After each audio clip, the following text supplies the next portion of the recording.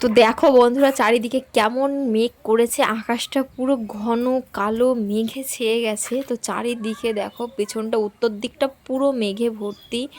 তো তারপরেই শুরু হয়েছিল বৃষ্টির তাণ্ডব। যেমন শিলাবৃষ্টি তেমনই এমনি বৃষ্টি, প্রচুর পরিমাণে বৃষ্টি হয়েছে আর প্রচুর পরিমাণে শিলও পড়েছে। তো ধান টান যারা মাঠে কাটা রয়েছে, আমাদেরও সব ধান মাঠে কাটা, তো একদমই শেষ। মানে প্রচুর ক্ষয়ক্ষতি হয়ে গেল সবার। আর কি করার, সবই প্রকৃতির খেলা, তো সবই প্রকৃতির হাতে। তো সত্যি আমাদের প্রচুর ক্ষয়ক্ষতি হয়ে গেল, আর কিছু বলারও নেই, কি করা যাবে।